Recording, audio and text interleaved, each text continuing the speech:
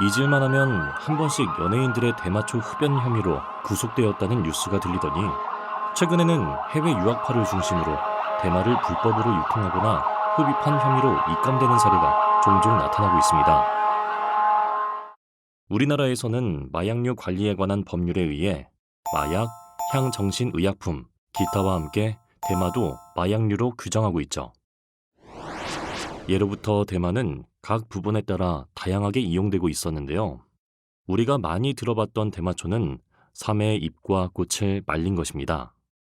대마초의 또 다른 이름인 마리화나는 취하게 하는 식물이라는 의미의 멕시코어인 마라구안 쿠오에서 유래된 것으로 대마의 잎과 가는 줄기, 그리고 꽃을 말려서 가루로 만든 것입니다.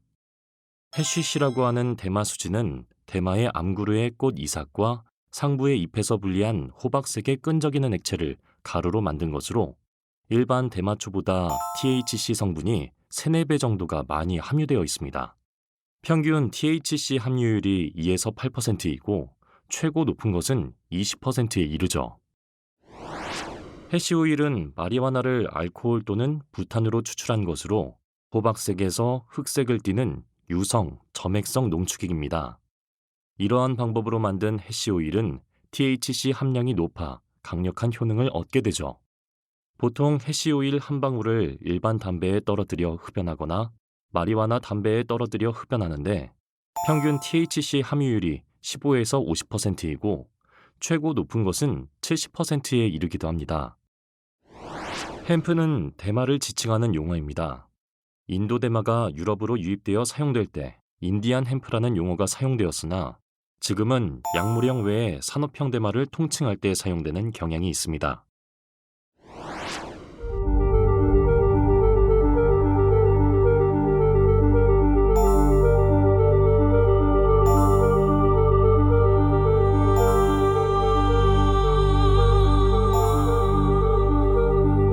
우리나라에서는 대마를 마약류로 지정하여 그 재배와 생산, 가공, 유통 및 사용을 원칙적으로 금지해왔으나 2018년 12월 의료 목적으로만 제한적으로 사용할 수 있도록 법률을 개정하였습니다.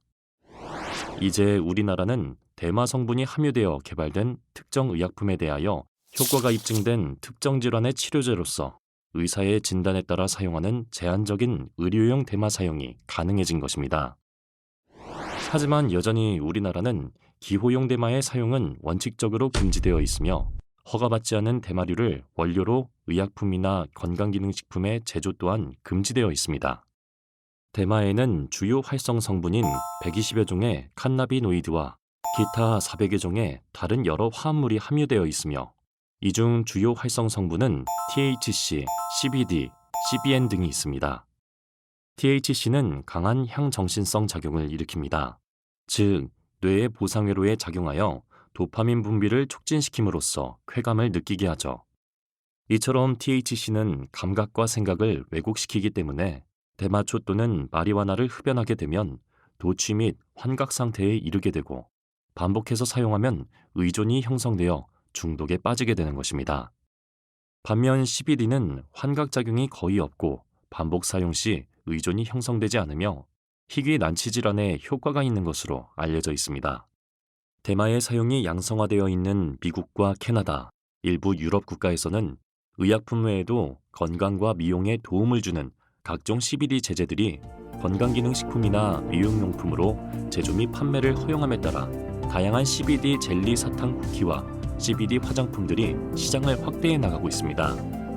다만 이들 국가들도 대마 성분 중 중독 또는 약물 남용을 유발하는 것으로 알려진 THC가 그 제품들의 일정량 이상 함유되지 않도록 관련 제품들을 규제하고 있습니다.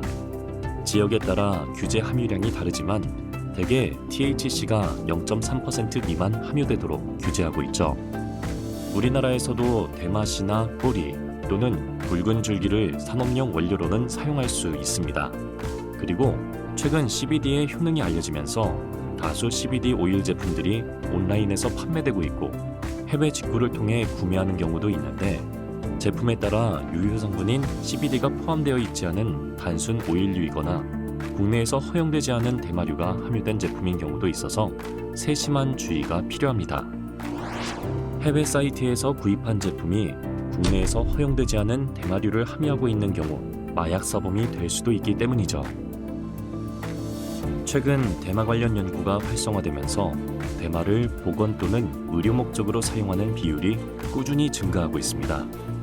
하지만 여전히 많은 사람들은 단순한 쾌감이나 오락을 위해 대마를 이용하고 있는데, 이는 대마초에 포함된 THC가 쾌감이나 환각을 유발하기 때문입니다. 대마 사용자들은 대마초를 흡연의 형태로 흡입합니다. 대마초를 흡입하게 되면 대마초 내의 THC 성분이 폐혈관으로 급속히 흡수되어 뇌의 보상회로에서 칸나비노이드 수용체와 결합하면서 도파민의 분비를 증가시켜 쾌감을 느끼게 합니다. 대마초의 THC 성분을 통해 보상과 강화 작용이 반복되면서 대마초 중독의 위험성은 높아지며 소리나 시각 자극 및 시간의 경과에 대한 반응이 변화하거나 신체 움직임의 변화와 기억의 저하, 환각, 망상, 정신병적 증상 등도 발생할 수 있습니다. 얼마 전 새벽에 대마초를 흡입한 운전사가 환각 상태에서 차량을 운전하다 인도로 돌진한 사고는 대마초의 위험성을 보여주는 단적인 예라 할 수 있습니다. 또한 대마초를 장기적으로 흡입하면 두뇌 발달에 부정적인 영향을 미치는데, 특히 청소년기에 대마초를 사용하는 경우에는 성인기의 지능지수가 의미 있게 감소된다는 연구 결과가 보고되기도 했습니다. 그리고 대마초의 흡연이 탐닉 반응과 금단 현상을 유발한다는 사실은 널리 알려져 있습니다. 그 금단 증상들은 에탄올과 아편, 벤조디아제핀에서 나타나는 금단 증상과 유사한 무기력감과 불면, 불안, 공격성, 식욕 부진, 진전증, 자율신경장애 등입니다. 이로 인해 지속적으로 대마초에 의존하려는 중독 현상이 나타나게 됩니다. 그럼 대마초의 THC 성분이 청소년기에 더 위험한 이유는 무엇일까요? 청소년기에는 뇌가 계속해서 발달하는 시기입니다. 건강한 신체 활동과 두뇌 활동은 신경 연결과 회로를 발달시켜 건강한 생활을 할 수 있도록 하며 학업 능력이나 자신이 목표로 하는 활동의 동기 형성과 성취에 긍정적인 영향을 주기도 하죠. 인간은 보통 나이가 들수록 뇌의 전체 볼륨과 회백질의 양은 점점 줄어듭니다. 그런데 대마초의 THC 성분은 이러한 청소년기 뇌의 회백질 부분에도 영향을 줄 수 있습니다. 미국의 버몬트 의과대학의 정신의학과 교수는 마리화나를 한두 번 경험했던 14세의 청소년들의 두뇌 사진을 찍었습니다. 그런데 그들의 두뇌의 회백질 부분이 정상적인 수준과 역행한다는 사실을 발견했죠. 즉, 단 한 번의 마리화나 경험도 청소년에게는 큰 영향을 줄 수 있습니다. 그래서 청소년기에 마리화나, 즉 대마초에 장기적으로 노출되면 기억의 장기 결손이 일어나고 공간 지각력이 왜곡되며 시간의 흐름에 대한 왜곡이 있을 수 있습니다. 이와 함께 선명한 색감과 생생한 음광과 같은 예리한 정서 반응과 환각이 나타나기도 합니다. 여러분의 건강한 생활과 밝은 미래를 위해 해로운 대마초는 절대 사용해서는 안 됩니다.